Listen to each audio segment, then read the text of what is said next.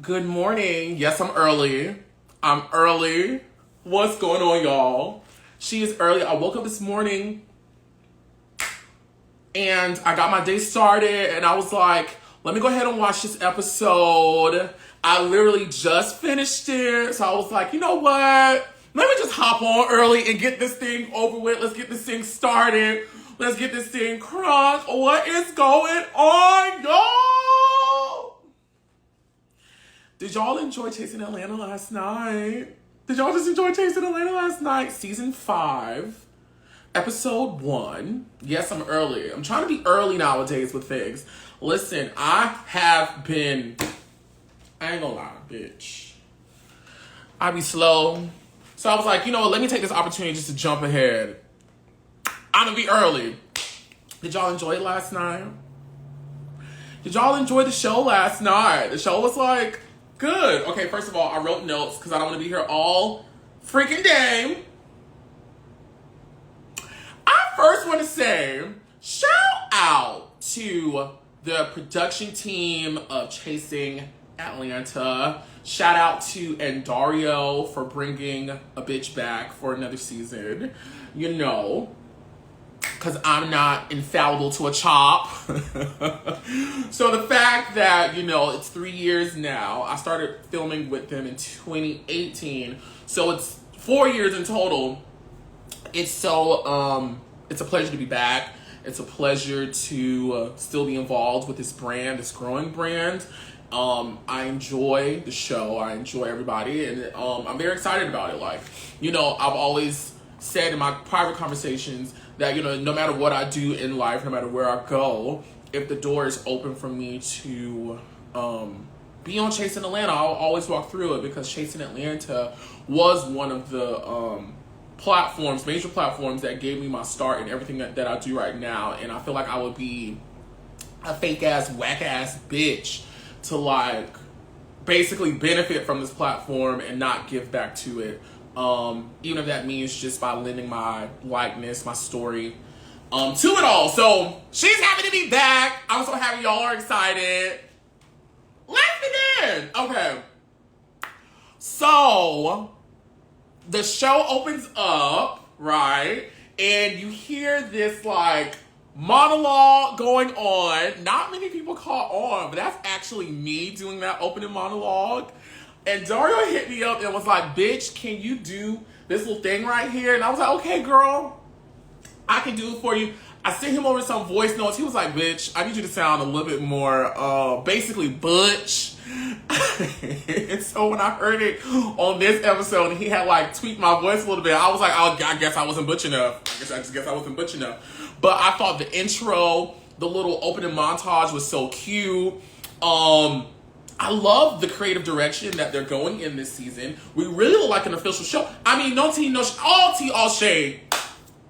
We are an official show. We get viewed in a week more than some main network shows get viewed. And Chasing Atlanta is nothing to laugh at. Chasing Atlanta is nothing to fuck with. We are here. People know us. People respect us.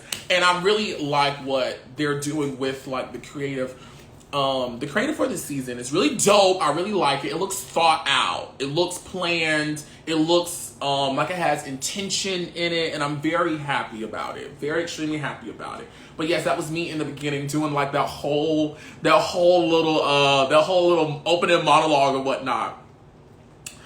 Okay, the new intro. Finally. Fucking finally. I'm in the opening spot. Fucking finally. Okay, because, listen, I ain't meant to know words. I can't do that shit no more because I don't got time to waste. I don't got time to come up with a nicer answer. I just give you the answer and I'll apologize later for it. But I was like, girl, okay, we're not gonna lie and act like season 3, season 4. Girl! And I mean, granted, it really doesn't matter when you appear in the opening credits as long as you're there. But I was like, and Dario, girl, you keep putting me in second place. I know my sister Lauren's here. She's been here the longest. Okay, cool, whatever. So it felt very nice that finally, freaking finally, I opened up a credit, the opening credits. I was so happy. The opening credits are so dope. Everybody looks so amazing. I don't feel like anybody can get red for their looks in that in the opening credits or the promotional work for the show. Everybody looked amazing. Now, and Dario Facetuned the fuck out of us. We ain't gonna fuck off with it. And Dario Facetuned the hell out of us. Somebody Facetuned us. There was one photo, child. I was like, I could not. My nose does not look like that. Even with the best contour, my nose does not look like that. But everybody looked damn fucking good. Who was in the opening sequence? I didn't even pay attention to who was in the opening sequence.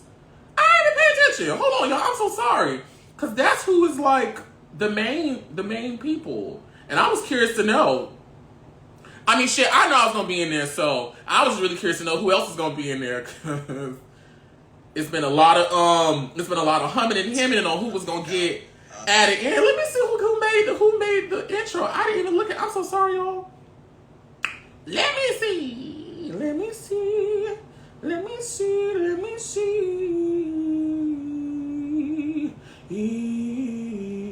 This a long ass intro. God damn. Okay, where it start at? Okay, bam.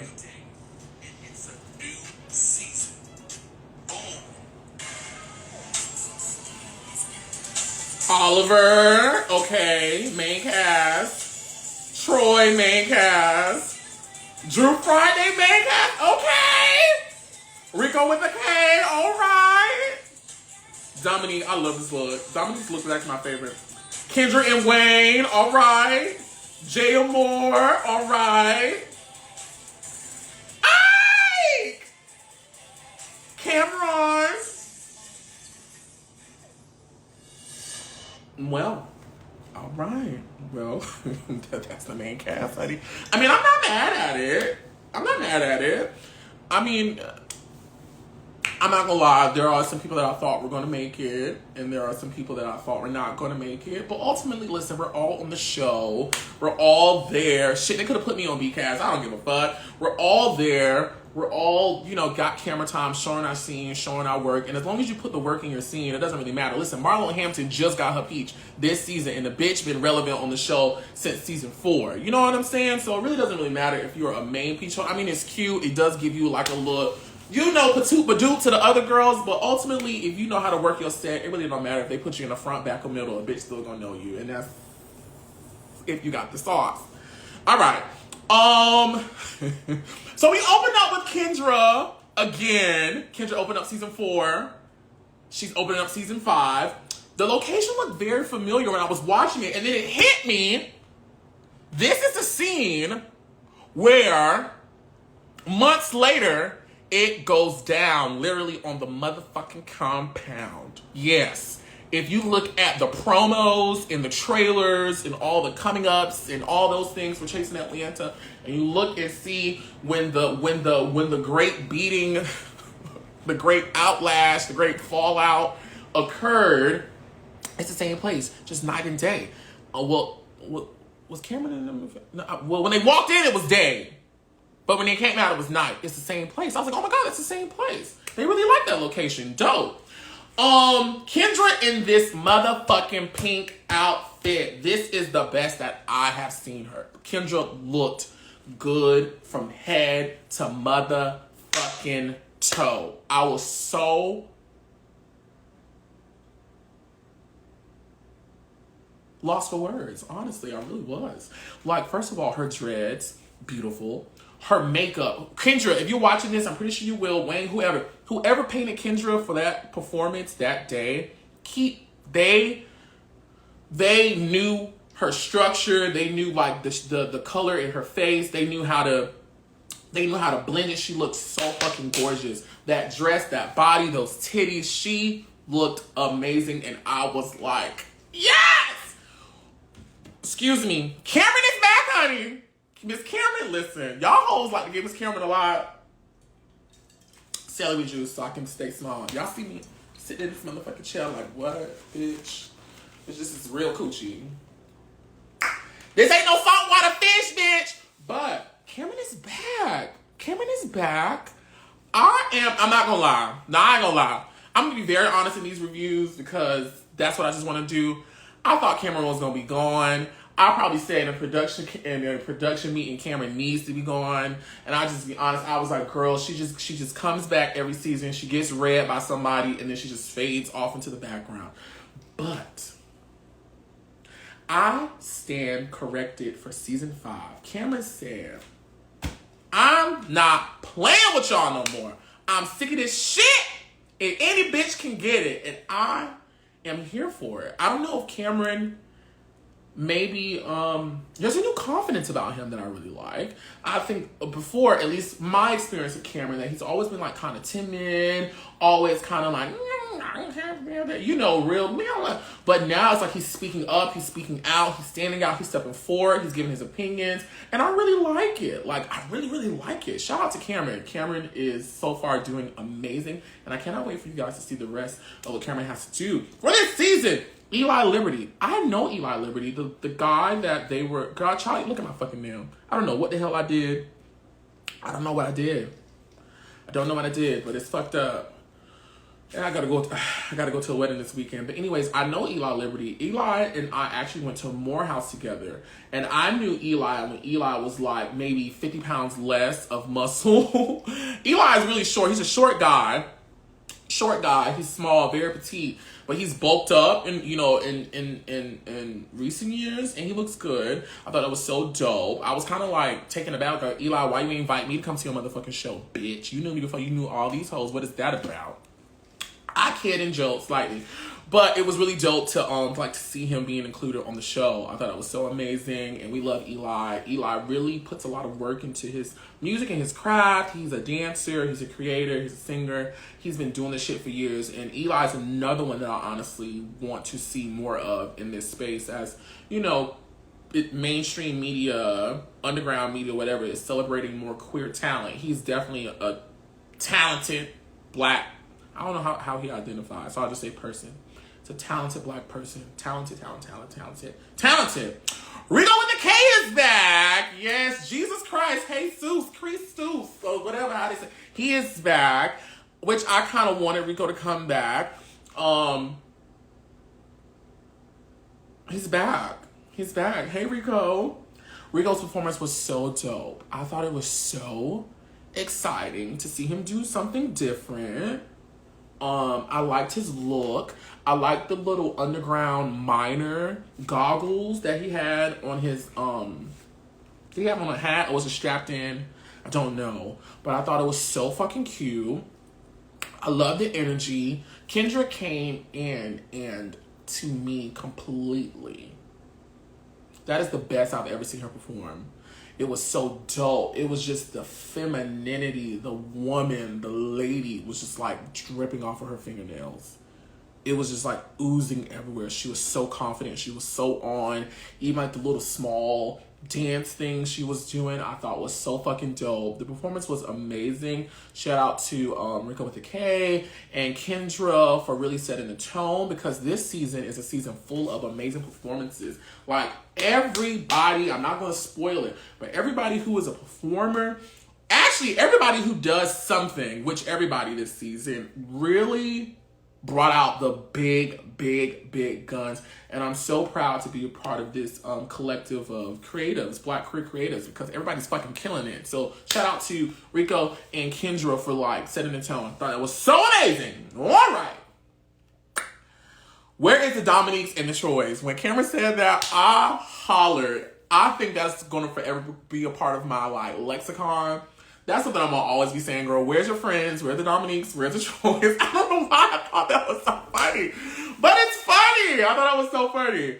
Shout out to Camron for branching off into, I guess, maybe like, when he said he was like a publicist or a manager or like talent management or some shit. I think that's really good for Camron, because if you follow Camron, if you know Camron, Camron stays in a club, Camron stays at a lounge, Camron stays at an event, Camron stays at a party, Camron stays with the people, amongst the people, in the people, with the people. He's a people person. He likes to turn up. And I'm like, I think that's so dope and smart to make what you like doing and what comes natural your business. Like, duh. Like, come on, Camron. I was like, come on, Camron. You better be managing somebody. Bitch, if you any good, slide your ass over here, bitch, because it's a lot of work to be done over here. Shit, I'm tired of doing it. The Chicago beef. Okay, so I'm not going to touch on the Chicago beef fully right now because I'm going to wait until later on in the episode once we get down to Camron and Dominique going at it outside. But listen, I have been heard about this Chicago beef. I have been when it happened in real time. I don't really hang around my cast members as much as I honestly would like to. And I know a lot of it has to do with, beef on the show. People got their teams, people, whatever. So I get in where I fit in at. Whenever people feel like fucking with me, they'll call me. They know how to find me. Teddy Head got the number. But the people always report back to me. Everybody from, everybody, multiple, they tell me, and I had heard about this Chicago drama, and it was different stories from three different people standing in the room, and the consensus that I heard across each and every story was that Troy Gaskins was showing his ass. That I don't know, that Mama was very much so, feeling the beat. I don't know. I wasn't there, but that's what I had heard even before I watched this episode. So once I watched the episode and I heard Dominique, even his good Judy, kind of corroborate the story, I was like, well, what was Miss Troy on? Maybe she was drunk. Maybe she had smoked or something, because weed is legal in Chicago. Maybe she was feeling herself. Maybe, I don't know. But I did hear that Troy was being a diva. That she was giving my soul Karen Grand Dame energy down to the Chicago with the Chicago pizza crust and all the other stuff. I had heard that. Now when Camron was talking to and excuse me y'all, I have to pause sometimes because I'll fuck a bitch name up quickly. When Cam was talking to Rico about where was Dominique, where was Troy, me personally, and that was my first time actually seeing it. I had heard about it, but this was my first time seeing it in the episode. I didn't think Camron was being shady, maybe a little petty. And I think people have different definitions of shade and petty and, joking Cam, whatever. But I didn't think Camron was coming from like a place of like trying to make anybody look bad. I think that's a natural question for anybody. Like, everybody knows that Dominique, Rico, and Troy are like a trifecta. When you see one, you see the other. They're always grouped up, linked up together, walking in with each other. So like, if you see one but don't see the other two, it would cause one to say, well, where the fuck they at? What's going on? That's the same thing like if people see me or Lauren or Q, they'll be like, and it's in a chasing space, they'll be like, well, where the other people at? I think that's a natural question. So I didn't think Camron was being like too messy, maybe a little petty, a little cheeky for the camera, but I didn't think he was being like trying to tear a bitch up. I personally didn't think, but who the fuck am I? All right. So then we go to Oliver Twixt down to the Icon Studios. Listen, this scene has always been a dream of mine to do on Chasing Atlanta because I started off my creative life singing. I used to sing in the choir. I went to performing arts schools. I performed, did this, of course, what I do today. But like music is where I started, and music is always the place I go back to when I want to recharge, when I want to feel good, when I want to, change my energy. I just go ahead and listen to music. And me and the production team and Dario, we've spoken about it for years, since season 3, of where I either wanted to be like in a dance studio just singing, or I wanted to go back to Morehouse and sing on the stage, where I studied music at and whatnot, because I feel like that's a side of me that is like very salient to who I am. It will always be a part of me. And I'm on a reality TV show and I want to show everybody the different parts of me. And I always felt like that was an important part that I felt like people should see and should know about. It just so happened that the actual place we ended up at, Icon Studios, I used to intern there when I was in college with this company called Loud and Clear Entertainment under and like, remember back in season 3 when I was like, it's bitches who've been on TV shows because of me. I was referring to the time when I was interning and I was like an exec on the intern team, and we had talent. We had Felix, good friend of mine. We worked with like people that was on The Voice, American Idol, Internet Stars, Atlanta people. Like, we had worked with remember that group Ken had? We had worked with a lot of people, basically. I don't want to go down the whole gambit. But that was that time in season 3 that I was referencing to when I was like, it's bitches who are on TV because of me. So it felt so good to be back at Icon Studios. Some of the people who worked there when I interned, they're still working there. So it was really dope to kind of come back, kind of graduated, from an intern to a patron. It felt really good. The first song that I performed was The Color Purple, the reprise version from the Broadway play The Color Purple. And I had originally heard this song one day by way of Cynthia Erivo, and I think they were on Good Morning America, some shit like that. They won an Emmy for it, so whatever performance that was. And it forever changed my life when I listened to the lyrics, and it says, God is inside me like everyone else. And the song just basically talks about like just seeing the beauty, seeing God in everything, and just allowing that energy to unify you in love and just together. And I just that song was really on my spirit. I really wanted to sing it. Especially like where I was mentally during that time. On the show, you hear me talk about, breaking up with my boyfriend, and me and my mom are not talking, and like one of my longtime best friends and like kind of like creative collaborators, all like I wasn't talking to any of them. We all like, I fell out with I fell out with each of them separately, but it all kind of happened around the same time. And I really didn't go into it too much on the show, but it was very bad. Like, it was very bad. Like, it was a very dark place, because I felt like at that time, that's when like my top model shit was popping off. That's when the WeTV show was popping off. My YouTube was popping off. My business was popping off. Like, everything was coming to fruition on the outside, but my inside was like falling the fuck apart. And I saw some people in the comments be like, well, Oliver, you probably ran them off or some shit like that. And you know what? Depending on who's telling the story, I probably did. I do know that there were a lot of other people around me during that time who were kind of like, watching the show as it unfolded. And I'm always talking to my friends like, bitch, am I doing something wrong? Did I fuck up? Did I say something? Did I do something? Whatever. But anyways, I can go down the whole gamut, but the point is, a bitch was by herself, and it was a very dark place, and music, honestly, is what pulled me out of it. I did New Attitude because, for some reason, that is a high song that just fits perfect in my throat. It just I can scream it. I can whatever.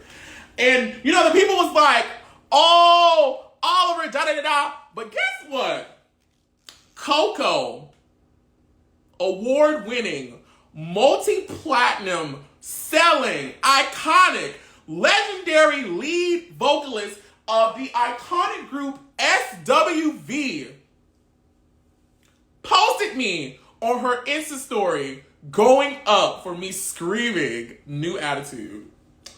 I was in the bed last night crying and shaking because Coco is someone that I look up to. I love her. We all love Coco. We all know SWV songs. Coco has been around forever. And for her to not only be watching the show, but to have enjoyed my performance to the point that she posted it to her platform, giving me recognition, was like mind-blowing. Like, I'm still on the fucking high. Can't a bitch say anything to me. I don't give a fuck if you didn't like the vocal. Coco from SWV screamed in her bed while doing whatever her rich ass does over there up in wherever the fuck Coco stay. And I'm grateful to God. So grateful. So freaking grateful. The new look! What y'all think about the new look? So for years on the internet, the people were like, Oliver, you need to change your look. We want to see something different. And here's the thing, I always said that I would change my look once this look got to a certain place in media that I felt like millions of people have seen. And that opportunity did come to me. Hopefully it drops some goddamn day. But I said once I was able to place this likeness into a certain on a certain level in a certain arena in front of a certain number of eyes, then I would change my look. I've always been methodical when it comes to like my presentation and what I do. And I know people know this. People know this and people know this. So I really didn't give a fuck who didn't like it. Or if you wanted me to change it, I needed people to know this. The same way a bitch sees a pink wig and know that it's Nicki Minaj, or sees a golden arc and know that it's McDonald's, or sees a silhouette with a mic holding it and knows that it's Beyonce. I wanted people to see glasses with a high top and a gray streak going through it, knowing that it's Oliver Twixt. And I accomplished that. Hopefully you guys get to see it before 2022 ends. But I was like, you know what? I got some time. Let me go ahead and change my look. So I went and I got my mighty clouds of joy curls put in my head. Now I'm not gonna lie. I'm gonna be very honest. These reviews will be very honest. I didn't like my hair. I did not like it. I did not like it. I did not like it. I did not like it. However, I really didn't have a lot of time to like really redo it. I was running extremely late the day that I had to do my green screens for reasons that were not my own. But when I posted the picture, everybody said they like it. And for the most part, people watching it last night said they liked it too. Listen, bitch, I did look like a nun. I mean, not a nun. I did look like somebody's Pentecostal grandma. I did. I said that when I got the check. I said, girl, these people got me up here looking so cogent, Kyle. And I had already picked out my outfit with the white blazer and all the brooches and all the other shit. So I just said, girl, I just look like I'm just handing out blessings. But it'll be all right. We need blessings this season on Chasing Atlanta. So it just is what it is. Chasing Atlanta is always like my place where I experiment with everything. Look, sound, music, videos, events. That's a place I like test everything out before I take it to another place and another space with, larger eyes and whatnot. So I'm glad for the most part everybody liked it. When I redo it, and I am going to redo it, I'm gonna do what I need to do to make sure it looks the way that I want it to look. But grateful, shout out to Key Essential for providing me the hair. Such a dope beauty brand and whatnot. Shout out to them. Yeah! Girl, did I delete all my notes? Oh, bitch, I was gonna fall out. Okay. My new relationships, new attitude, the highlights, the first web reality star on national syndicated TV in a reoccurring role, the first original web reality star.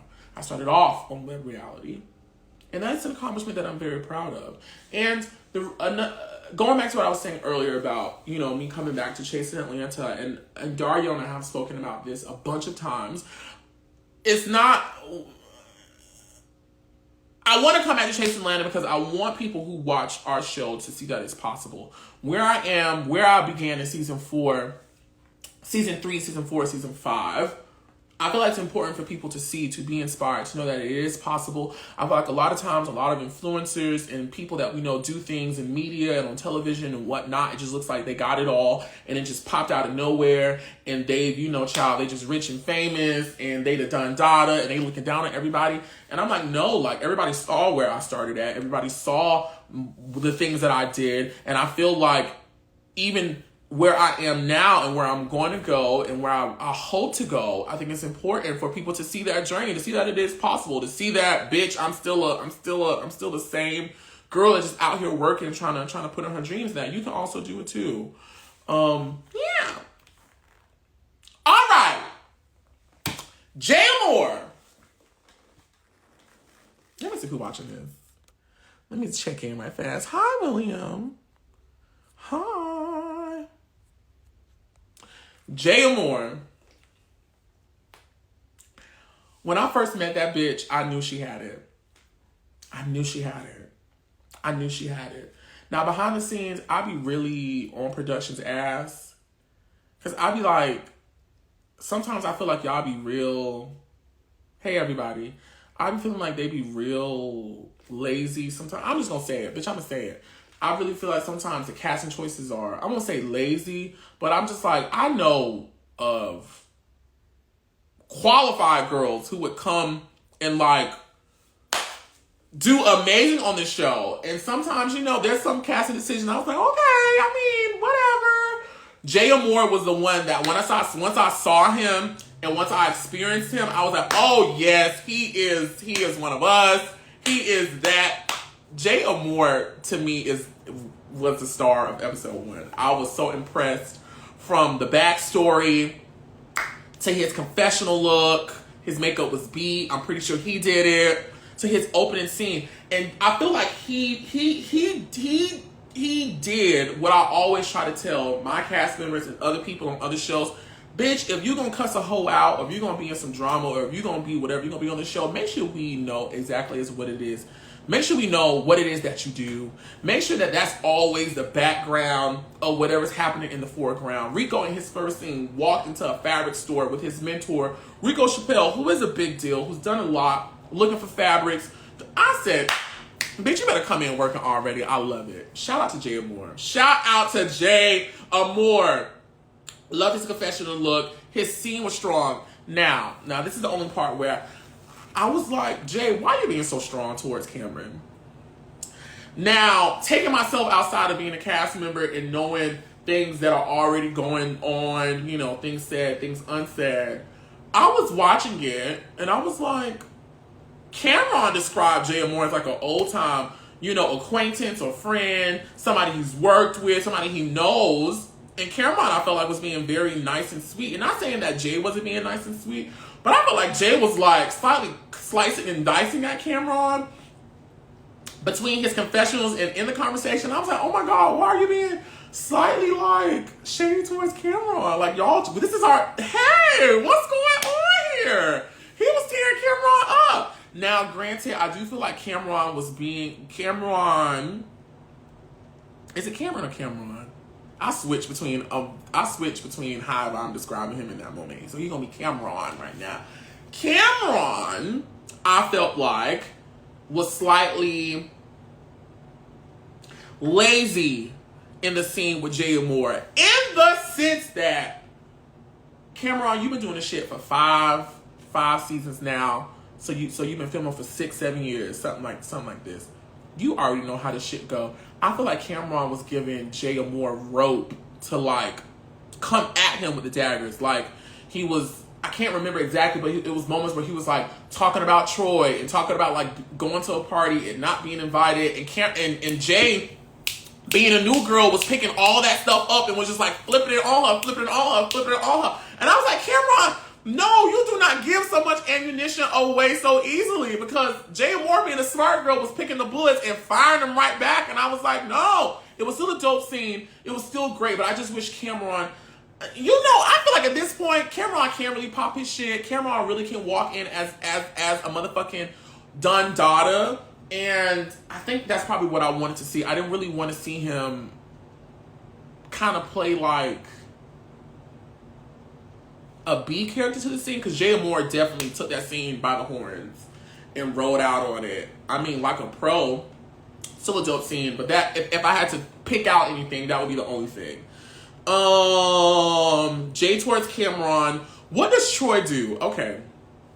Now, we're not gonna act like this ain't something that a lot of people ask. People on the cast ask. People out there who watch. A lot of people ask, what is it that Troy does? And when Troy and I were closer during season 3, the beginning, middle part of season 3, I used to always stress to Troy, and Troy can tell you this himself, I used to always say, get some business about yourself, friend. We are on this platform. Yeah, we cussing. Yes, we doing all that. But put what you do first. Make that your first priority. Make that the thing that receives the most energy from you. And granted, we all go through like changes and journeys and transformations and evolutions. And Troy has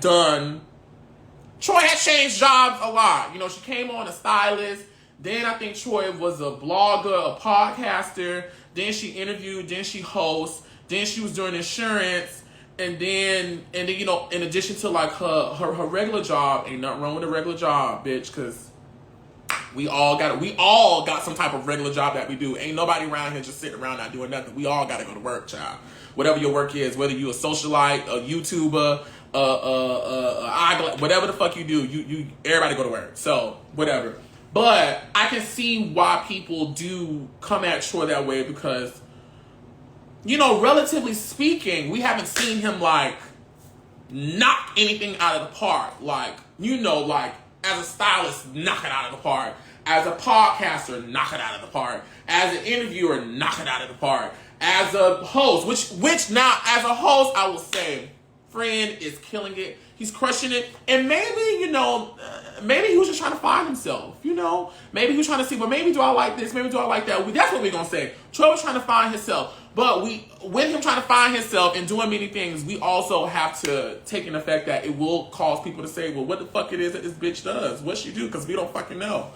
And I do think Troy kind of answers that question this season, so we'll see. Child, I really don't know.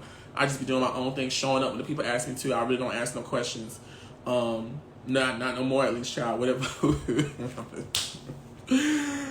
Camron gave Jae too much rope to tear her. Yes, like I said earlier, I felt like Camron wasn't really leading the conversation, and he was just more so like talking. And probably for Camron, he thought he was just talking to like his good girlfriend or chit-chatting, but like I said, Jae Amour took that conversation, Jae Amour took that scene and commandeered it, honey.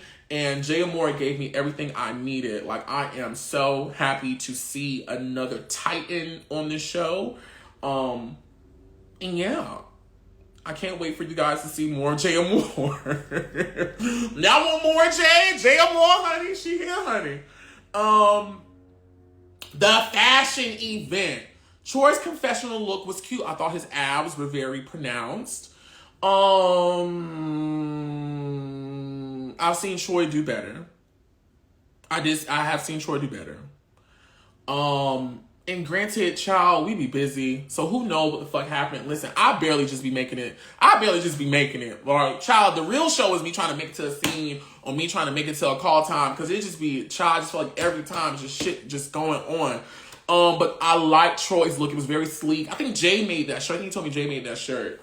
You know, Jay be liking the little wings, child, little tassels and things hanging. It was really cute. Dominique's confessional look, the red, I loved.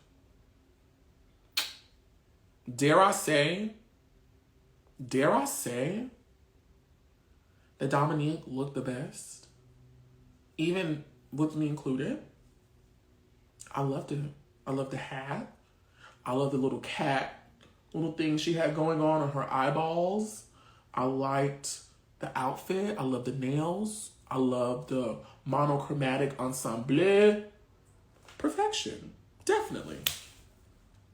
What's next? This friend group. Okay. 1 second, y'all. How y'all doing out there? Y'all enjoying this? Bitch, my pussy look just so motherfucking big right now. Do y'all see this spread in this motherfucking chair, bitch? There ain't no padding. I don't got no drawers on right now. Real coochie. But this friend group, the Dominique, the Troy, the Camron, the Dominiques, the Troy.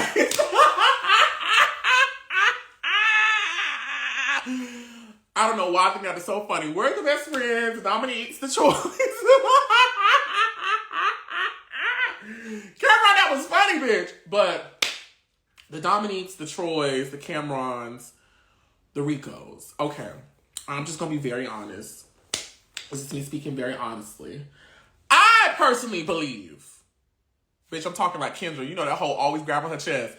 I personally believe that the friend group originally was rooted in functionality, right? Oliver, what do you mean by functionality? Well, at the time of season 3, going into season 4, the power of 3 was a thing that people didn't like, was like, child, they was falling out, they couldn't take, and we never was like, girl, move out the way. We just said the 3 of us are friends, and I felt like once the 3 of us, that particular configuration said we friends, I felt like other people started forming configurations. That's just my opinion. Now have those functional configurations evolved, metamorphosized, that's the word I originally want to say. Metamorphosized into a strong bond? Sure, why not? Yes, but I do believe that the original origins were rooted in functionality in terms and context of the show. You know, because, you know, child, this is what the girls think they got to do on reality TV. They got to be clicked up, ganged up, squad up. We out here, bitch. It's me versus us versus them. It's, I don't know, child. I don't know. But I do believe that some of that energy has lingered on, which is why when they got to Chicago, a fracture happened and there was some fallout. That is my personal belief. Sue me if you got the money and time to do so. But to be quite honest, I'm gonna be honest. Am I ashy? Probably am. I'm always ashy, child. I don't give a fuck. Did I really want to see a whole episode of them talking about what the fuck happened in Chicago? Did I? Not really. Like, it was cute. It was cute for probably like 2. But it was like, first of all, none of us saw what happened in Chicago. So we all are just going off of he say, she say. None of us saw it. Like, none of us visually saw this. And it just seemed very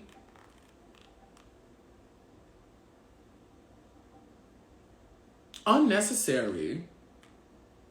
It seemed very, and dare I say, it seemed kind of like forced. Dare I say that it seemed a little like puffed up and like inflated? Yes, I do dare to say it. I did feel like it was a little puffed up and inflated. And I personally feel like if you guys are a friend group and you guys were as strong as you say you are, the Cheetah Girls, hey, then why wasn't like a conversation had, a phone call had? That Chicago trip was like that summer of 2021, because we're in 2022.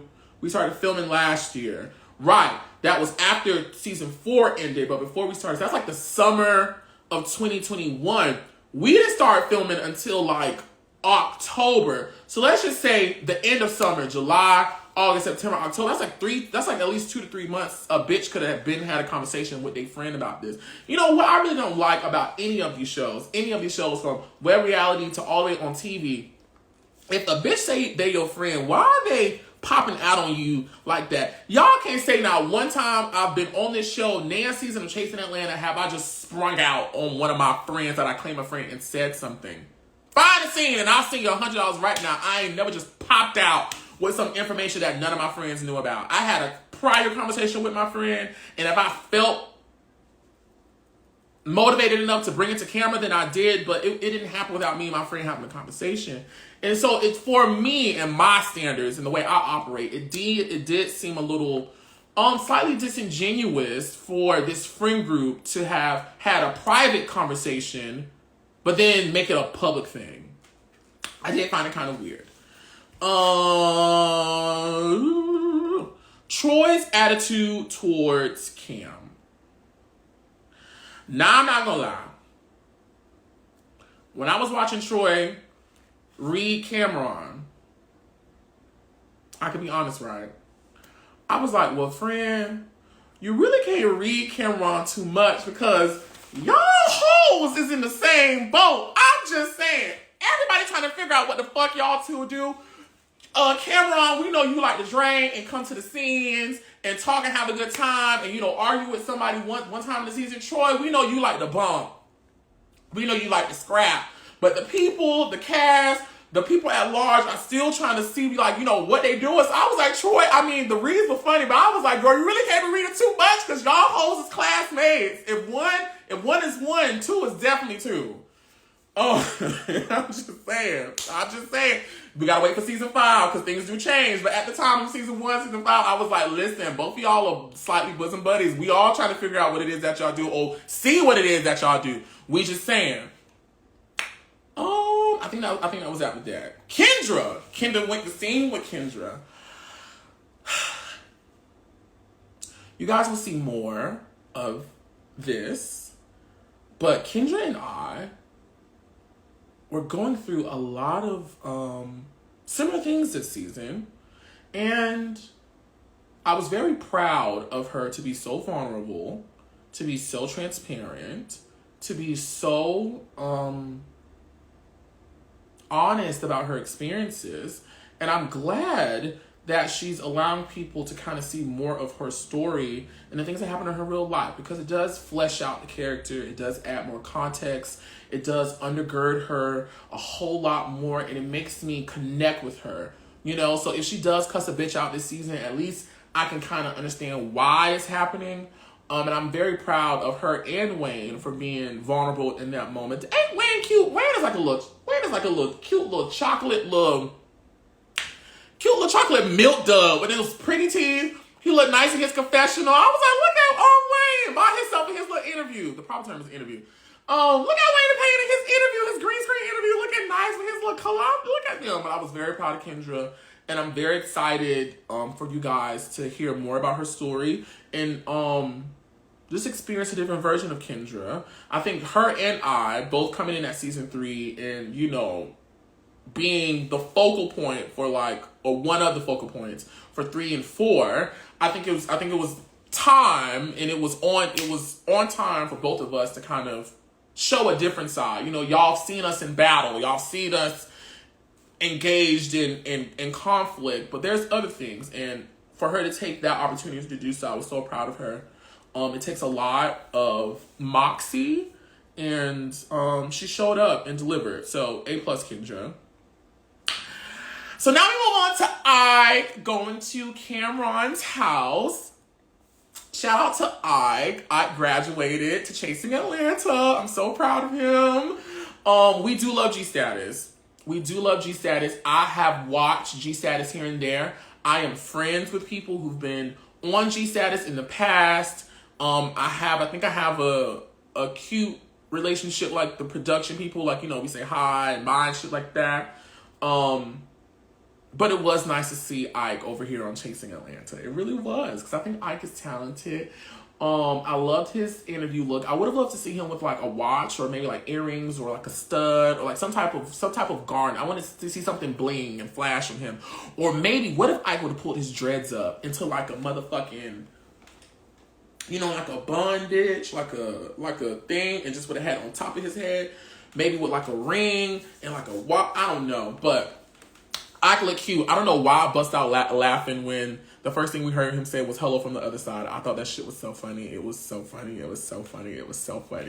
But I love to see that Camron has brought on a real friend, a real friend who knows him, who has rapport with him, has history, who knows his ups, downs, ins, outs, who knows his personality, who can kind of be there to support Camron. Because, you know, I can agree in saying that, you know, people do be flipping out on Camron. You know, one minute they say they like her, they friends, they date and they love her, they sisters, they brothers, they fucking her, and then next thing you know, they just tearing her down. I've seen it, I've heard it, I've experienced it myself. I'm like, girl, y'all just tearing this woman up. So it felt good to see somebody that has known him for the amount of time that they say that they've known each other to be there on the show to support him in that capacity. I thought that was amazing. Shout out to Camron. Shout out to Ike. Them talking about Troy. I wrote it down, but I really can't remember. I think Camron was talking about how Troy was like coming off, and again, you know, we've heard this throughout the whole thing. Troy was being a diva. Dominique kind of agreed to the story. And if that was the case, if I was Camron, I would have had to speak up as well. Now I would have, you know, I feel like my ways were a little bit more direct and a little bit more cleaner, to where we can get to a resolution faster, but I probably would have felt the same way that Camron did. And that's that on that. That networking event, girl. I got many things written down for the networking event. Y'all see that? We finna get into it. So I didn't understand how at the very top of the networking event,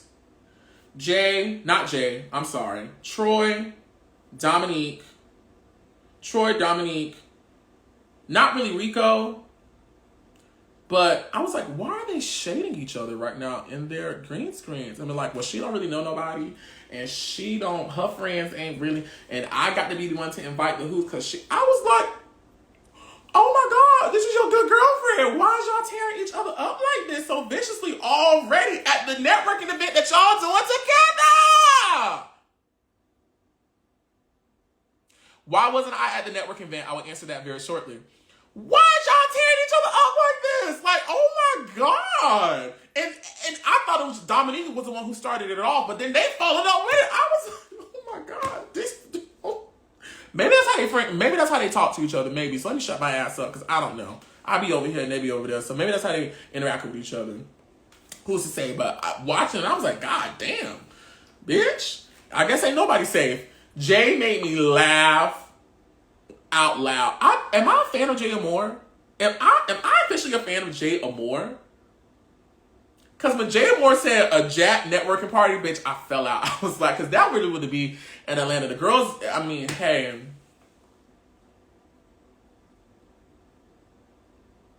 They at the networking party trying to see if the net works. That net works. No, I'm just playing. But I thought that was funny. Shout out to Jae. I got written down, why was Troy being so shady? Like, Troy, like, okay. And I should have said this at the top. I'm cool with everybody. Like, me and everybody are, like, really cool. I'm friends with everybody. I love all of them.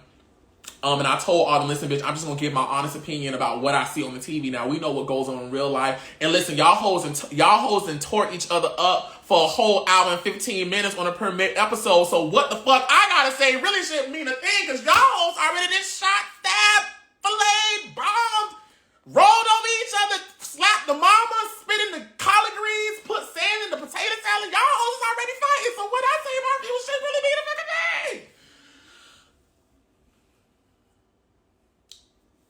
I feel like Troy has changed. And you will see us have this conversation. I feel like Troy has changed. And I feel like when Troy, honestly, this is my opinions, and my opinions really don't really mean a fucking thing. Honestly, at the end of the day, I'm just another bitch talking. I so loved Troy when he first got on the show. I loved him. He was so nice. He was still fun, had a lot of energy.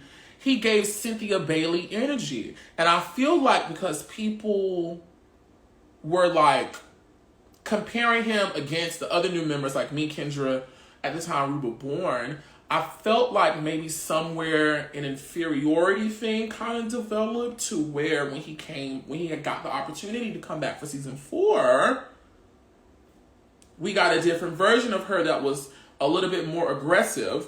And season 4 is like our most successful season, our most watched. You know, it was a dope ass season. Everybody kind of came up off of that. I do feel like Mama is slightly like a mean girl now. Like, she is giving me season 1 to, at the time, Lauren England, formerly known as Jill and Aaron White, season 1 and 2 energy. Like, y'all hoes bow down. I don't give a fuck. And it's like, but for why though? You know, like, what happened? Why are you this way? And I can't lie and say that I like it. I don't like it on Troy. Like, it does not make, to me personally, watching him on the show, to me, it doesn't make him likable to me. If you're gonna be a bitch, or if you're gonna do something in the reality TV realm, we at least gotta understand why you this way, right? Like, we digest Karen, the grand dame on Potomac, because we understand why she's that way. Her husband got all that money. She all these things. These are all the things, and we understand why. And when I was listening to him, like, when I was watching him walk around, listening to this, and I was like, Troy, why are you being mean to the people? Because when the people was being mean to you, you ain't like it. You did not like it. You did not like it. Was some of it funny? Yes, but ultimately it was like, you know, Troy, you were in this position not too long ago, and I just didn't like it. Like, I really want to see Troy. I like to see Troy happy and laughing and keying and joking. You know, I don't want to see my friend doing things where I feel like he's trying to prove a point to people who I always tell them really don't give a fuck about you. Like, just be yourself. Like, just be yourself. And maybe this is itself. I don't fucking know, but those are my thoughts on it. Rico Cassadine. Rico Cassadine is on Chasing Atlanta season 5. Rico Cassadine is a longtime collaborator of mine. I've shot 2 of his videos, Money Motivation, and then the one he did with Bus Clown, which is one of my favorite videos I ever shot. Because I used the black magic on that one. We've done music together. I've created graphic arts for him. I love Rico Cassadine. Now I ain't gonna lie, when I first heard my friend was trying to come over here, I said, damn, this whole show hop from here to here to here to here, bitch. How many web reality TV shows you gonna be on? But then I had to shut my ass up because, bitch, by the end of 2022, I'll be going on my third, potentially fourth, maybe even fifth reality TV show that's different. So, bitch, I'm doing the same thing. So I'm like, bitch, word. God damn it. Get out of here and word. But it was really dope to see Rico here, and I do believe that Rico is one of the talented queer artists out here of color that does deserve a platform. Rico works harder than me, child. Rico will spend the money. Rico will spend the time. Rico will spend the resources, the energy, the time that it needs to make it what it is that he thinks it should be. And I have always respected him for that. So it does feel good that now I, just like Camron, have like a real good friend on the show that knows me. I know them. Bitch, we gonna be cool. Whether we gotta read each other, bitch, we gonna be straight after this because we were straight before. So ain't no reason why things should change. But I said, hey, Rico, girl, you better keep a job, bitch, in these web reality streets, girl. You bring your ass over here too, guys. I just wrote I love Jae Amour again. I don't know what the fuck. I think I know what it was. That outfit that Jae had. Let me tell you. I don't know. I guess I may be the president of the Jae Amour Club. At this point, in the chasing reality, in the web reality universe, in the reality universe, period, you got to come on motherfucking swinging. You got to come out the gate swinging. Jae Amour, first confessional, A+. His first scene, A+. His first group scene of that motherfucking outfit, standing up, looking down on these hoes. I said, yes, ma'am. Bitch, I'm 6'7". I know you don't act like you don't see me. Yes! I loved it. I freaking loved it. And again, y'all, I wasn't there for any of that. I will explain why I wasn't there. I wasn't there for any of that. So I was just like, yes, ma'am, Jay. Like, girl, you better come in already acting like you are the 1, the 2, the 3, the 4, potentially the 5 too. Like, girl, I was going up for Jay. Like, I think, dare I say this?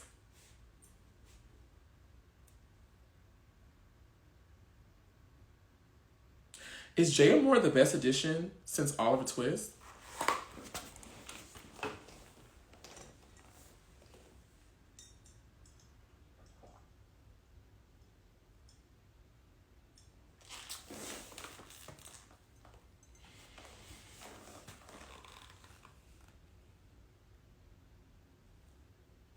Because Jay did not play with y'all hoes this first episode. I got to come down in the energy so y'all can understand how sincere. Jay did not. That was Jay. All right.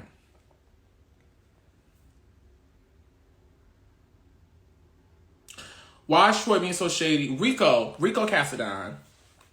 Rico Cassadine looked amazing in his confessional beside the fucking shades. Why, Rico Cassadine, your first time on Chasing Atlanta in a fucking green screen interview, you're wearing shades? If you were high, you should have made better decisions. We cannot see your face, meaning we cannot connect with you. We don't know what you're feeling. We don't know if you're angry, happy, sad, excited. We don't know what you are because your shades are on. Take those fucking shades off. Every time I see a bitch in an interview or on TV with shades on, it just comes off as, take them off. We want to see your eyes. Take them off. Take them off.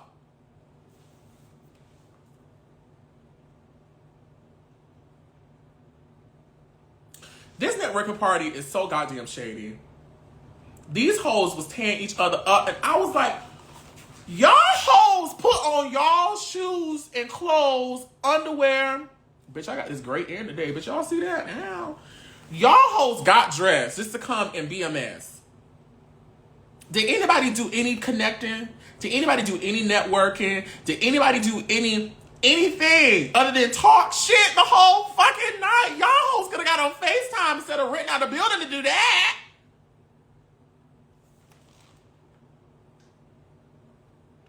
Drew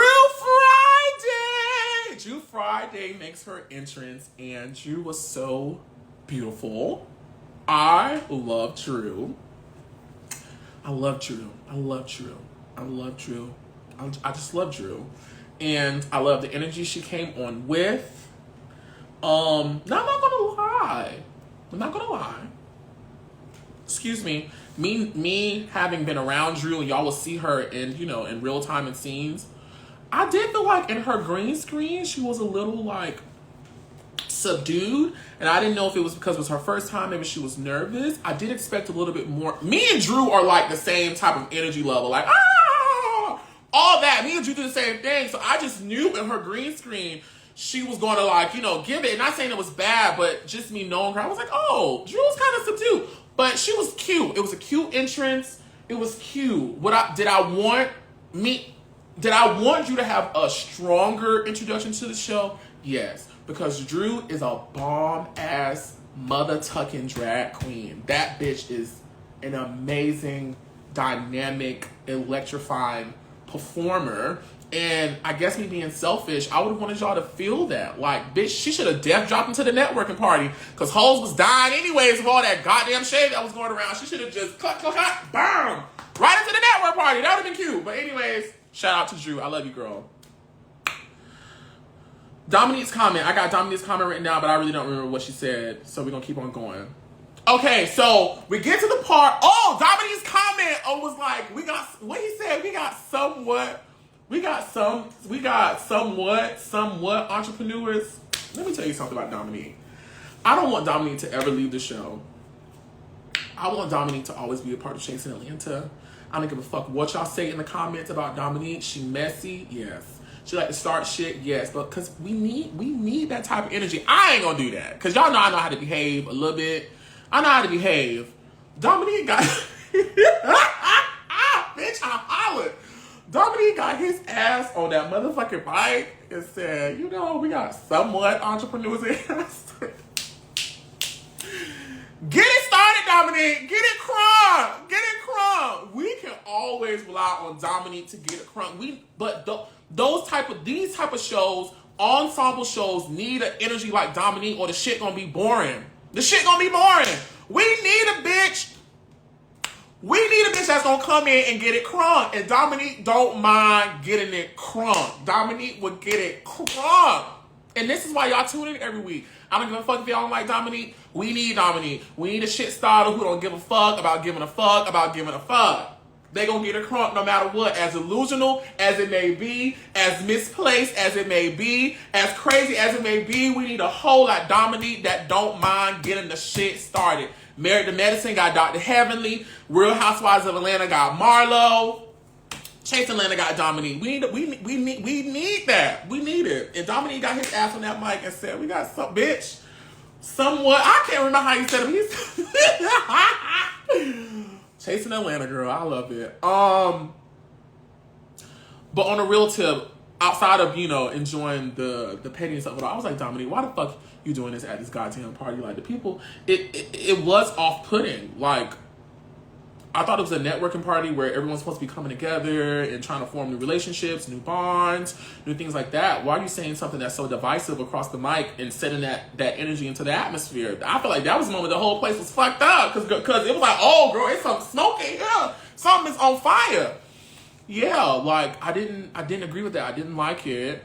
From like a professional, sensible, real life person, but for a person who's on a reality TV show, watching it, consuming it, and wants the show to be successful, I thought it was brilliant. Why is Dominique relying on the streets and not calling his friend? So we go outside and we see Dominique and Camron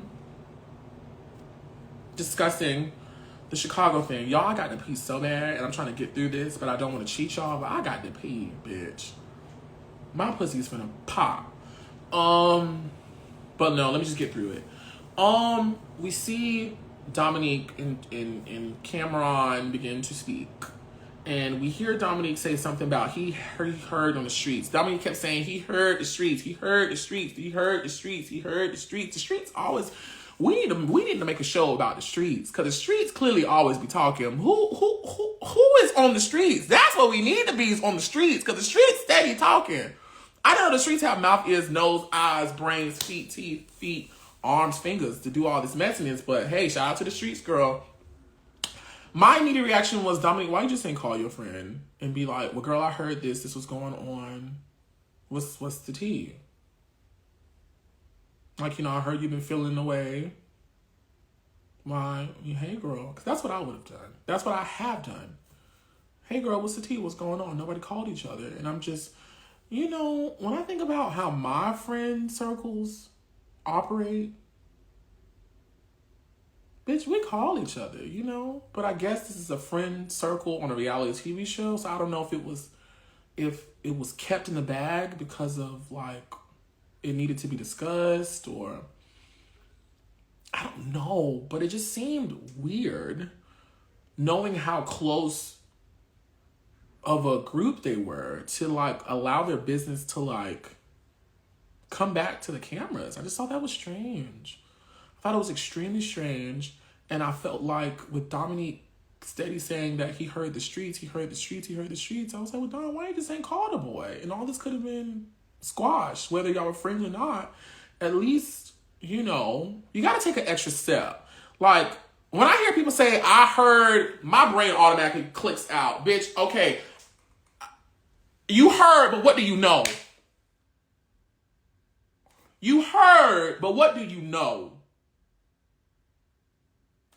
And I just don't think that any type of interaction that's fair to base your opinions, feelings, actions moving forward based on something that you heard and you know not to be concrete, which could have easily been solved by calling Miss Camron. I don't know. That's my science behind it. I don't know. Okay, so they going back and forth, child. But Dominique said something that I found very interesting. Dominique, and I wrote it down specific. I said, Dominique was mad Cam brought up something from Chicago, which was wrong, Camron. Wrong. But wasn't Dominique the same one, season 4, episode 1, who brought up drama about Lauren years ago from Birmingham? Now I said, now look at this shit here. Damn, how the tables have turned so quickly. You was tearing Lauren up last season about some shit that you heard that ain't nobody know about, I didn't know about, nobody knew about. But now Camron did the same thing to you and you ain't like it. Bitch, my titties are motherfucking what? You ain't like it. You ain't like it. So then it makes me say, well, did you know that you were wrong about Lauren at the time and you just wanted to do it for whatever reasons? Or you've been reformed and now that it's done to you, you don't like it because now you know what it feels like. But I just found it very strange when I heard him say you brought up something that could have been squashed months ago when you yourself have been in Lauren's company for years and in months leading up to us filming, and it was stuff that could have been squashed. I don't know. Listen, bitch, I remember everything, and my math don't fuck around. 1 + 1, in my opinion, should always equal 2, even if it don't benefit you. All right? Okay, and that's really it. So, why wasn't Oliver Twixt there for episode 1?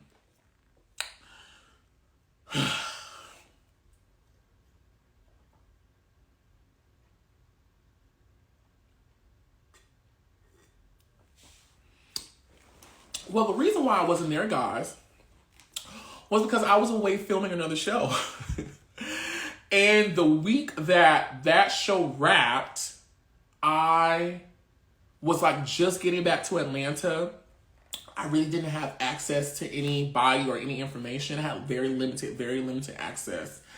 And by the time I got back, I think Andario and the production team had already kind of structured how they wanted that event to go by the people who were coming. And so by the time I got back, that was already in place. I was hiking tired. I hadn't honestly been home, at that point, close to 2 months. So I had to get recalibrated. I had to get my shit together, figure out what was going on before I just jumped back into filming. So that is the reason why I was not heavily featured in episode 1. It was because I was working. I was working on another project, and by the time I got word about when we would be starting season 5 production, I was already gone. Like, I was already away. So that's why But I would have been at the network. It's probably a good thing I wasn't at the networking event. In hindsight, looking back on it and everything that happens this season, I'm glad I was not at that networking party. I'm glad I have shit to do with it. I can sit back and talk about it like the rest of y'all. I can just sit back and watch and see what the fuck is going on. Because it was a hot ass fucking mess. It was good TV, slightly good TV. It was slightly good TV because I'm honestly interested in seeing these bitches argue something more about he say, she say, you ain't my friend no more. Like, girl, I want to see the whole, reality TV has been around so long, y'all. Like, this is a genre that's almost 30 years, over 30 years in the making. I just want to see, and these girls do shit like Dominic. Everybody, a part of our cast is a power player. I just want to see us fight about just more highbrow things. Yeah, that's how I'm gonna put it. Just more highbrow things. The episode was good. Everybody did good. Everybody did what they were supposed to do. Everybody looked great. I laughed. I keyed. I cried a little bit. It was an amazing premiere episode for season 5. I thought it was great. Everybody did amazing. So next episode, child, I meet Jae Amour for the first time. Is that my first time meeting Jae? Well, I meet Jae Amour for the first time on camera. Which you'll see how that goes. And what comes out of that. I go meet up with Rico with a K. And we finally get to see what happens leading up to Rico and I tussling on the ground. Y'all think me and Rico got into a fight? I guess we just gotta wait to see what happened next week. We just gotta wait and see what happened next week. If I had to choose a winner for this episode, I would say, okay, let me go back down and get my final thoughts. I ain't gonna choose no winner because I don't want nobody saying, But I think clearly we know that my favorite person in this episode was Jae Amour. Like, Jae Amour, new cast member, came on with the looks, came on with the talent, came on with the content, came on with the reads, came on with the energy, came on with the sophistication, came on with the poise. I just hope throughout the season she keeps it, because if not, then you'll hear about it from me. But I am officially the president of the Jae Amour fan club. I'm not president, because I may not always be there for the meetings. Put me at like treasurer, because I'm honest. I don't got no reason to steal the people's money, so I can keep the records and the books and all that other stuff. Let these other hoes be the president, vice president, secretary. I can be the treasurer. But I love Jae Amour. Jae Amour did a great job this episode. I was impressed. I was very impressed. I'm not gonna lie, girl. I'll be very honest, because I'm an honest bitch and all my hoes are too. I was like, ooh, bitch, I gotta step my pussy up because it's a new girl on the block. Bitch, let me Girl, I'm glad I did what I did this season, because girl, if I didn't, girl, I had to go pick a fight with Jay to stay on the show like the rest of them do. Because Jay is bringing the things of the things, honey. Who else? Troy. You know, I tear Troy up because I love Troy. And I'm the only person who can really tear Troy up because it comes from a, bitch, my motherfucking titties, bitch. What is going on here on this day? God damn. But I tear Troy up because I can. And I love him. And I always want to see Troy do better. Troy has so much star potential that he is actually right now tapping into. My opinion and my diagnosis is I just want him to clean up all the other stuff. Like, I feel like in Atlanta, in the gay black community, everybody want to be Nene Leakes. Everybody want to be Portia Williams. Everybody want to be that girl. Everybody want to be Jocelyn. Everybody want to be that girl. Everybody want to be that girl. Instead of just being themselves, the best version of themselves that will make them that girl. And I do feel like Troy is cute. Troy is skinny, has a great body, has an infectious personality, has talent. And I feel like some of the things that Troy does, he just don't have to do. Like, that's what an ugly bitch do that's gap-toothed and ain't got shit going on for themselves. That's what they do. They got a pull for drama 6 like we've seen before on this show. I don't feel like Troy's one of those girls that has to do that. Him just being him, to me, is enough. Who's next? Dominique, I loved his green screen look. And I like that Dominique is back starting the shits, girl. I live for Dominique, because it really don't matter. And a lot of Dominique's reasonings behind the shit that she do, it really don't be making no goddamn sense, at least not to me. But we need Dominique. Dominique gonna get it crunk. Kendra done put up Kendra done resigned out of it. She said, bitch, I can't give it to y'all no more. I'm done. I'm tired. We need Dominique. We need Dominique to keep the shit going. I love it. It's funny. Dominique is funny to me. Dominique got his ass up there and said, it's amazing how many friends I have and don't know about it. Like, girl, that was, who said that? Dominique does, and I love it. Dominique, Rico with the K. You know, I don't think I really spoke too much about Rico with the K, but as from one artist to another artist, I'm so proud of his growth. I'm so proud of where he is in his career. I'm so proud of all the energy he's getting, all of the opportunities he's getting. I think it's so dope, and it does really speak to the powers of our show, what our show is able to do to people who really come on with a vision, with real talent, real goals, real dreams, real personalities. You get real results, and I think Rico is our most recent like case to clap about and be proud about, because he's doing the goddamn thing. He seems more confident. He seems more present, more aware, and I think it's really dope. Who next? Camron. I'm so happy to see Camron back. I didn't think he was going to make it, but he did. And I must say, Camron being on this season, definitely episode 1, really got it going. Was really what we were all tuning in for. And I'm so proud to see him like operate in this new energy, being confident. It took him 5 seasons to do it, but it doesn't really matter because it's here now, and I'm going to eat it all up. Like, bitch, I lives. I overlives. Shout out to Camron. Ike! Little Ike! Ike is so cute. I think Ike is a great addition. Ike is probably the most butchiest addition we got. Like, you know, the most which is needed in this group of girls is needed. We need some male energy around, you know. But I'm glad Ike is there for the reasons that for the reasons that I said earlier. Like, he's there to support Camron. Ike has been around. We've seen Ike before on other things. He is a name in this culture, in this community, so I think it's really dope. You know, he could be there to support Camron, and we can see what Ike does, because Ike can really sing. And yeah. Who's next? Drew Friday. I like Drew. And I wish she would have had a stronger introduction.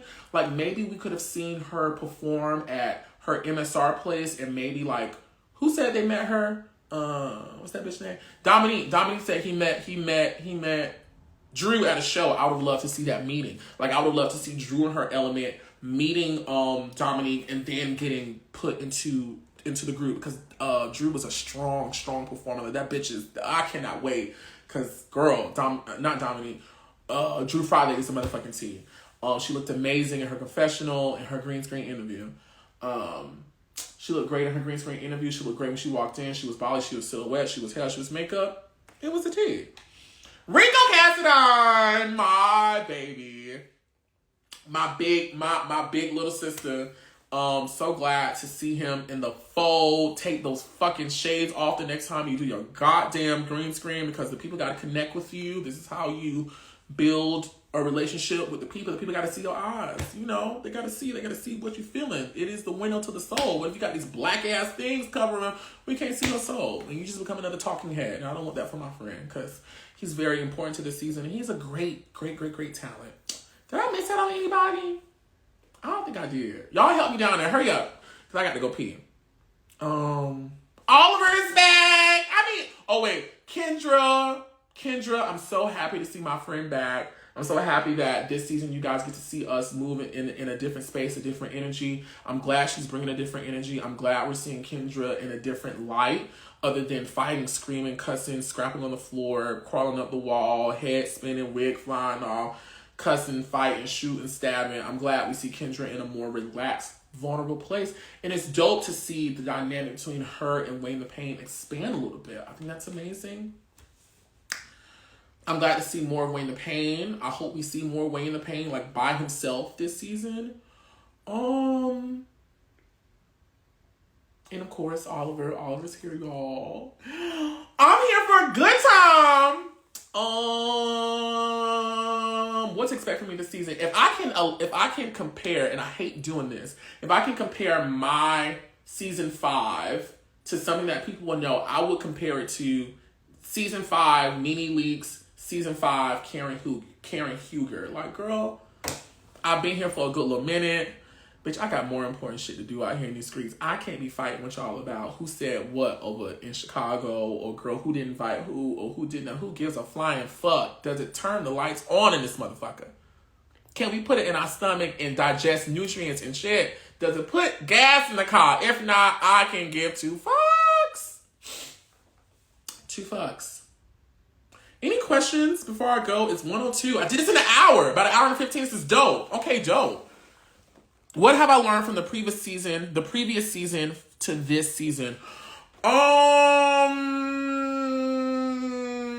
I would say the biggest thing that I have learned from my seasons past is to not engage, To not engage. And I'm always a forward thinker. I would say my forward thinking hat was on more this season. I would say probably season 3 and 4, I was more reactionary because season 3 was like my first time. Season 4, I kind of came in kind of slightly jaded. But season 5, I've seen myself do well in the show. I've seen myself not do so well in the show. And like with season 5, I had more of a clear vision of where I wanted my story to be, how I wanted you guys to see me, things I wanted to offer, things I wanted to try out, things I wanted to be part of my storyline, things I did not want to be part of my storyline. And just having a clearer vision is my biggest lesson. What am I most excited about this season?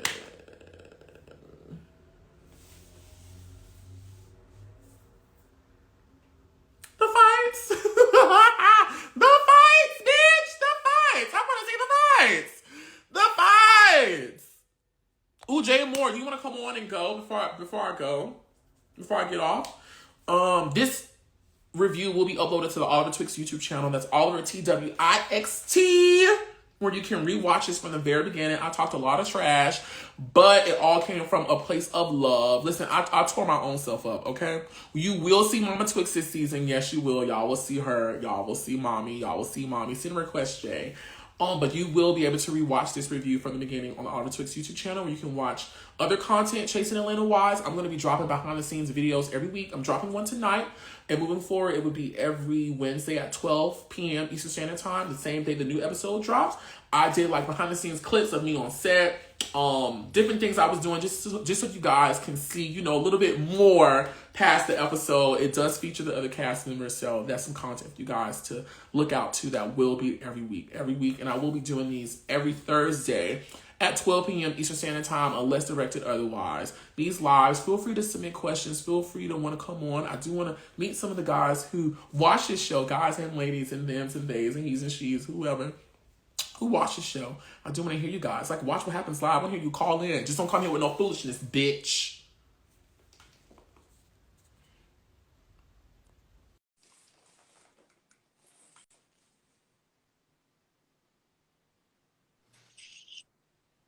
Girl, get up out of there. You supposed to be working. I took the week off. I had a stressful weekend. How's your first episode? Oh, it was a lot. I did not. Welcome. I did not know my face was like that. Like, now there's another bad guy on the streets. Listen, I did not know that I showed my facial expression like that. I was like, oh my God. But no, I liked it overall. I did. Child, they will read you for filth in the comments. What'd you say? They will read you for filth in the comments. When I tell you I was cracking up laughing. Oh, vicious. They told me I had a lace beard. I had all types of stuff going on. But y'all watch every week. I was cracking up. They go watch every week. And I always say, I feel like I thank God that I did Chasing Atlanta as my first show, because the comment section and everybody's so vicious and so mean and so cruel that like it forces you to like toughen up and not like, if this is something that you want to do moving forward, Chasing Atlanta's gonna whip you right into shape because they don't give a fuck what they say. They'll be like, bitch, I love you one week and I hate your ass the next. I was cracking up the whole time. Oh, yes. They would stare me up. What y'all hoes over there doing in y'all beds? What y'all men's and women's and dogs and light skinned dogs? What y'all doing? But no, I love the episode. It was so different to see myself. Like, I was a fan of the show before I was on the show. Mm-hmm. So to sit back and when I saw myself on the opening credits, I was like, oh my God, shit just got real. It's like, dope. We've been filming for months, but shit just got real. Yes. I was so proud of you. You looked amazing. I'm like, Thank you. Mm-hmm. Hopefully it stays that way. I know. Well, we don't have any issues though. Yeah, bitch, because I heard you. The streets be talking. Child, the streets be talking a lot. We need to give the streets a position on the cast because them hoes got a lot to say. I want to hear the streets. Where's the streets? I am not messy. I'm shady, but I ain't messy. Oh no, Jay. I mean, it was good because I was, and I think I told you this when I met you. I was like, oh, finally somebody else who reads, who talks the way I talk. But Jay, you was tearing the children up. Like you was tearing up, and it was done so effortlessly. It just came out your mouth, and I was like, yeah, Jae Amour is here. He's here. I didn't know I was messy and shady. Well, I know I had a little bit. You right? Mm-hmm. Yeah, child. Not nobody give a damn. Favorite part of the show? Favorite part for me was the opener. Rico's performance. I was so good. Rico's performance. Yes, he is 6'7". That's a tall motherfucker. Yes, I am 6'7". Yeah. He is tall. Huge. It's kind of hard to forget me when I'm 6'7", you know? Huh? It's kind of hard to forget people who are 6'7", you know? Yeah, I'm just like, that's a tall motherfucker. You can't, but hey, maybe, I don't know. I don't be nothing. Who knows what's to come? This season on Chasing Atlanta. What was your least favorite moment? Oh, my least favorite? Mm-hmm. From this episode? I don't think I really had one from this episode, to be honest. I'm being honest, like I really can't think of a part that was like, okay, child, I don't want to see this no more. I was tired of Chicago. I was. I've been over that, but I mean, I was tired of hearing them talk about Chicago. I was really tired. Hopefully sooner or later they'll be done with that. We'll see what happens. Like, it just was like, okay, like, I guess maybe because we just couldn't see what happened in Chicago. So it was just like a lot of he say, she say, describing, explaining, recounting, retelling. And I was like, girl, all right, can y'all fight, shoot, stab, whatever y'all gonna do, and let's move on to the next thing. Well, I was tired. I was tired of the hearing everybody talk shit about each other, but they weren't saying each other to each other's face. That's what got me. I was like, okay, you done came to me, you done told me you got issues with him, you done went to Ike done said you got issues, then Dominique said something that I was like, are y'all gonna have a conversation or not? Because it's just too much. Yeah, it was strange because it was like, it's not like y'all aren't strangers. I mean, it's not like y'all are strangers. Y'all got in a car or kite, however the fuck y'all got to Chicago and went there together. Y'all all know each other. Y'all knew each other enough to go to Chicago together. Y'all can't call each other? Well, this season I'm Chasing Atlanta. That's all I can say. The more and more I heard about it, the more it was a lot. Let's just say this season I'm Chasing Atlanta. Well, there were other people there in Chicago. I ain't gonna say their names, but there were. I slightly want to be messy, but I don't. There were other people. There were other energies that were there in Chicago, and there was a certain project that was being done in Chicago.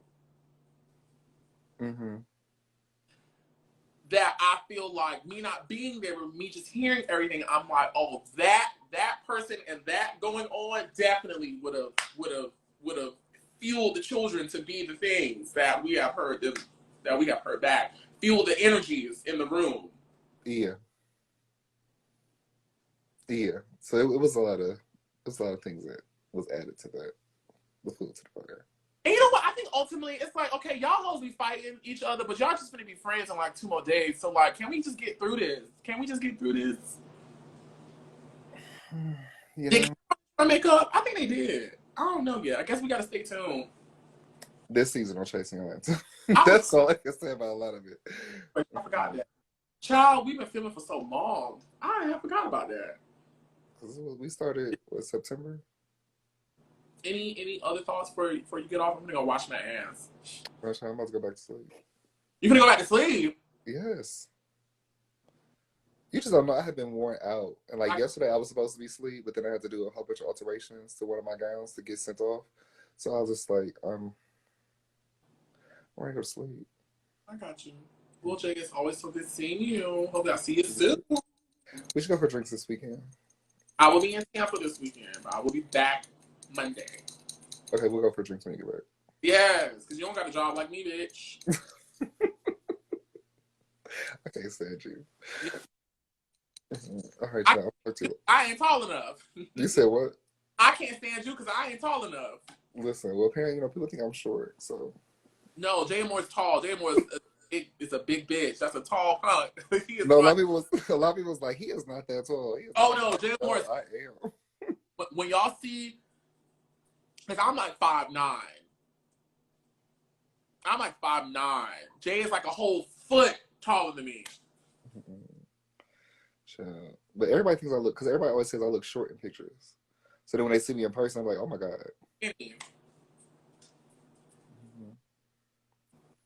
Oh, hey, Trey. But anyways, Jay, I'm about to get off. Thank you so much for joining me. Hopefully I'll see you soon. I'm going back to bed. I'll see y'all later. Yes, bye. All right, y'all, I'm finna go off. I wasn't too bad, was I? Was my review bad? I think I did a good job. I was honest. I was very honest. I wasn't coming from a place of trying to tear nobody up. I was just giving my honest opinion about what I saw on the goddamn television screen. And like I said, girl, them hoes was fighting, shooting, stabbing, slicing, dicing, dissecting, blowing up, nuking, bombing, grenading each other on the first episode. So anything I said in this doesn't even hold a candle. Don't even hold a candle. Don't even hold a candle. Thank you guys so much. I love you guys. We're back in this bitch for the next at least 10 weeks or so, child. Chasing Atlanta. Make sure you subscribe to Chasing Reality on YouTube. We come out every Wednesday at 8 p.m. Eastern Standard Time. And it only gets better from here. It only gets better from here. Drama, talent, tears, winning, losing. The best reality TV show out right now, honestly. One of the best. I strongly believe that. And I dare a bitch to contest me. I dare you. I dare you. Until next time, y'all. Be sure to pray and Kegel. And yes, shout out to Dario Abrams for producing another amazing, iconic season of Chasing Atlanta.